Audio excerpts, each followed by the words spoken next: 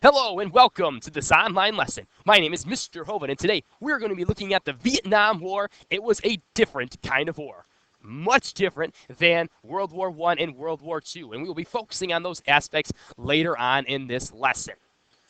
Keep in mind, Vietnam War was going on when President Johnson was serving his term as president. So this was his foreign policy. We talked about his domestic policy last time, and today we're going to be looking at his foreign policy, which was the Vietnam War.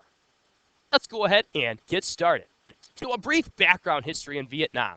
From the late 1800s to 1954, Vietnam was a French colony. Ho Chi Minh led Vietnam in a fight for their independence against the French. Ho Chi Minh formed the Communist Party and wanted a free, independent, but communist Vietnam. And during the Geneva Accords in 1954, it divided Vietnam temporarily at the 17th parallel. In 1956, elections were supposed to be held in order to decide if the country wanted to be reunited or kept separate in northern and southern Vietnam. No Dinh Diem refused to hold these elections, which caused tension to rise and Ho Chi Minh to begin invading southern Vietnam to try to take back that part of the country and reunify it under communist rule. Again, northern Vietnam, who was Ho Chi Minh, he was communist and he had the support of the USSR. In southern Vietnam, Ngo Dinh Diem was anti-communist, capitalist, and had the support of the United States of America. So the brief background, brief history on the Vietnam area. So in order to address this issue of possibly losing Vietnam or southern Vietnam to communism, President Truman continues with his containment policy, and he does this by sending money and military advisors to South Vietnam to help their troops and their soldiers fighting back the North Vietnamese. President Eisenhower, he was worried about the domino theory. Again, that domino theory, the idea that one country in East Asia falls, the rest will follow like a row of dominoes. So he sends money and advisors as well. President Kennedy, the same thing. Worried about the domino theory, doesn't want another country to follow communism in East Asia, sends money, military advisors. And President Johnson, there is an escalation. The U.S. gets involved, he sends U.S. combat troops. So no more money and military advisors, now we're into it for real. But despite all the money and all the advisors sent by the United States, the communists were still making gains. So that's why we had to start acting more of an aggressive military way in order to help the southern Vietnamese. So let's recap. Why did we get involved? Domino theory. Fear of countries in Asia falling to communism.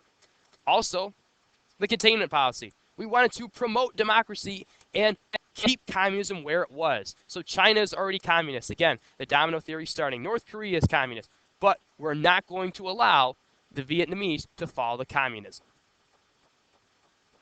And really, all these tensions came to a head, especially for the United States, during the Gulf of Tonkin dispute and the Gulf of Tonkin resolution in 1964. The USS Maddox was on patrol in the Gulf of Tonkin, and the North Vietnamese allegedly attacked it, firing upon this ship. In the Gulf of Tonkin resolution, it authorized the President, Johnson, to take any measures necessary to protect American lives and help South Vietnam win the war. Combat troops were sent to Vietnam to prevent North Vietnam from taking over South Vietnam. And now the United States is completely involved in the Vietnam War. So, looking back at this whole idea of, was this conflict similar to wars of the past? So remember, in wars of the past, we had all of the support on the home front. We had citizens wanting to work. But was that the same for Vietnam? Did the U.S. government put out propaganda posters? No. Did American women grow victory gardens? Nope. Did American children collect scrap metal? No. Did Americans have to use ration books? Nope. Did Americans have to conserve gasoline? Nope. Did the U.S. government encourage women to work in factories? No. Did the U.S. government encourage people to buy victory bonds? No. And did the U.S. government encourage businesses to stop producing consumer goods and switch to wartime production? No. So all of these things that happened during World Wars I and II did not happen during the Vietnam War. Again, it's a very different kind of war. So, under the Gulf of Tonkin Resolution, with the draft, Johnson followed the policy of escalation, gradually increasing U.S. involvement in Vietnam. Despite waning support on the home front, in 1963, 6,000 advisors had been sent to Vietnam in order to help the southern Vietnamese fight against the North. In mid-1965, 75,000 troops were activated and sent to Vietnam. By the end of 1965, 184,000 troops were in Vietnam, and by 1968, 536,000 troops were fighting in Vietnam. Again, we are starting to become very, very involved in a war without the support of the home front. So the war itself was much different in Vietnam than what American soldiers were used to. There were dense jungles, muddy trails, swampy rice paddies. Their feet, the whole idea of trench foot came back in because they were standing in water so much. They needed to keep their feet dry. There were landmines everywhere. There were underground tunnels that northern Vietnamese and the Viet Cong could pop out of and shoot and kill many men. There were booby traps, bamboo stakes, excessive heat. You had some of the best guerrilla fighters the U.S. was against in the Vietnam War. There were tripwires that were linked to explosive devices. There were booby traps where if you stepped on a pile of reeds, it would fall through and you'd be skewered by bamboo stakes. There was lots of rain. There were mosquitoes that would spread malaria and different things. There were leeches that would suck your blood and spread disease. And there were reptiles that were dangerous as well. So again, the U.S. is fighting in very unfamiliar territory. So in order to help out or kind of combat this, and especially looking at the North Vietnamese, the U.S. commenced Operation Rolling Thunder. And this is where a series of bombing attacks would be held against North Vietnam. The target was the Ho Chi Minh Trail. This was the transportation route for military equipment and soldiers. It was very rudimentary, easily moved, so our goal was to knock it out so they wouldn't be able to receive their supplies when they were fighting in the South. Between 1965 and 1968, 1 million tons of bombs, 800 tons a day, were used. More bombing was done on Vietnam than throughout all of World War II. And in Vietnam, 6 million tons were used of explosives were used compared to 2 million in World War II. Again, we're fighting a very different enemy. They're guerrilla fighters, hit-and-run tactics. So it's very hard for us to fight them on their own land. And during this time, you had thousands and thousands of soldiers dying. With the death of American troops on the rise, many people in the United States lost any remaining faith in the Vietnam War. And this kind of begs to answer a couple questions. Is it unpatriotic to oppose a war that your country is in? Why or why not? Is it possible to support the troops but not the war? Interesting questions. So one of the big turning points of the war was the Tet Offensive, which occurred in January of 1968. This was the turning point where the U.S. really started to reconsider its role in the Vietnam War. In January 1968, the Viet Cong launched a surprise attack in South Vietnam. They destroyed more than 100 cities and towns, and the U.S. and South Vietnamese were able to push them back, but with very heavy losses. This Tet Offensive showed that communist forces still had the strength and the will to fight. And despite our superior weapons, victory was not quick. Victory may not have even happened. The bombing of North Vietnam and the Ho Chi Minh Trail did not stop the constant flow of troops and equipment south. And the Viet Cong was a dedicated enemy. Their morale did not break. So again, we're fighting an enemy that is unwilling to surrender and will continue to fight. They knew they didn't have to necessarily beat us. All they had to do was wear us down until we left.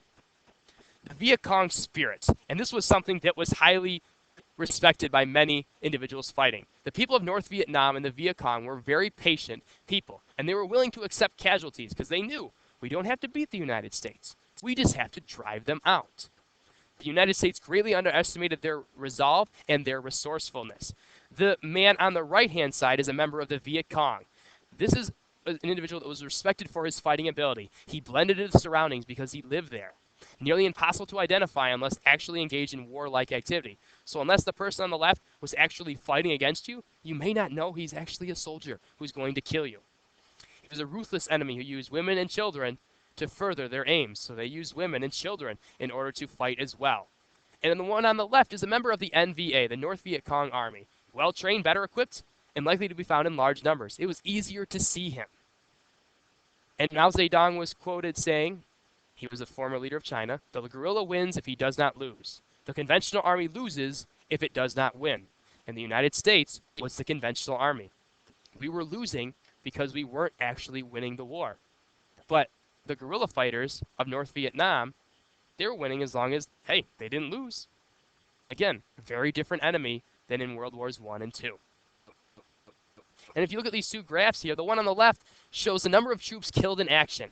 And it peaks in about 1968, over 14,000. And the number of troops fighting in Vietnam on the right was in 1968 as well, over 500,000. So we've got so many soldiers overseas and so many that are being killed. And the support on the home front is really starting to lose any that it had. And on the home front, you had two groups really starting to separate. You had the Doves and the Hawks. The Doves opposed the Vietnam War, completely against it. These were the individuals that wanted peace and love, not war. They saw the conflict as a civil war involving the Vietnamese only, and we had no business being over there. And they said it cost the U.S. society too much in terms of money and lives. They opposed the draft, often burnt their draft tickets, and they believed that the South Vietnamese government was corrupt, and the U.S. should not support it. The other faction that was really coming out at this time were the Hawks. They supported the Vietnam War. They saw the conflict as a battle against communism. They believed in the domino theory. We must not let another country fall. They wanted to stop North Vietnamese aggression, and the U.S. security depended on Vietnam. If we lose Vietnam, we become more vulnerable to other countries. And this really came to a head, this idea of the Doves and the protests they were having against the war at the Kent State Massacre on May 4th, 1970. This was just one of many campus protests against the Vietnam War. Students protested the war in Vietnam by setting fire to a military building on campus. 3,000 National Guard troops were called in. 4 students were shot and killed. 9 more were wounded. It is very obvious because of the Kent State Massacre that support for the war is really non-existent in the United States. In a 1965 poll, 30% of Americans were against the U.S. involvement in Vietnam, and in a 1971 poll, 66% of Americans were against U.S. involvement. So now it's time. Do we start pulling out? Do we stay in and see it through? What is our options? What are we going to do? And this really kind of came down to a surprising announcement by President Johnson. He conducted a farewell address right before the election began for the 1968 presidency. And in this address, he stated, accordingly, I shall not seek and I will not accept the nomination of my party for another term as your president. President Johnson, Vietnam had worn him down. He was done and he was ready to move on, which left the presidency open. And in 1968, Richard Milhouse Nixon wins the election. And his take on Vietnam is, we need to start pulling out. So America cannot and will not conceive all the plans, design all the programs, execute all the decisions, and undertake all the defense of the free nations of the world. This was in the Nixon Doctrine, where he basically laid out, it's not the U.S.'s job to be the policeman of the world. We need to pull back and get out of things that really don't have, it's not our concern. A very different take on conflicts throughout the world. So he believed in the process of Vietnamization. Nixon's plan was to gradually withdraw U.S. forces and turn the fighting over to South Vietnam. In 1969, Nixon announced the withdrawal of the first 25,000 troops.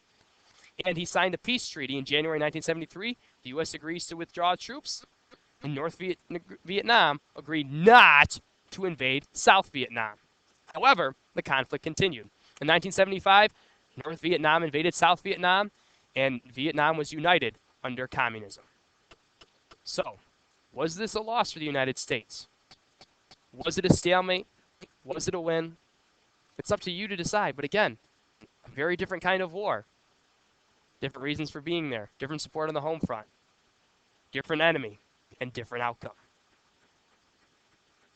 So quickly, a recap of Vietnam. 2.7 million Americans served in Vietnam. Unlike the veterans of World War II, they found no hero's welcome when they came home. They were jeered at. They were chastised by Americans. Again, very different kind of war. No celebration for them coming home. 58,000 Americans died. 75,000 left severely disabled, both physically and mentally, due to post-traumatic stress disorder. More than 1.2 million Vietnamese died. U.S. bombing and chemical spraying damaged farmland and forests. North Vietnam set up a communist government and reunified the country. The 26th Amendment lowered the voting age from 21 to 18, and a huge loss and no victory. And the nation, the United States, was divided. But there is a tribute to the soldiers that served and died in the Vietnam War. The Vietnam Wall in Washington, D.C. You will see that on your 8th grade trip. When visiting the wall, and families and friends and comrades seek out the names of those who fought in Vietnam and never returned. Visitors often leave keepsakes and remembrances at the wall in form of flowers, letters, poems, and pictures to pay tribute to Americans who died in the service of their country.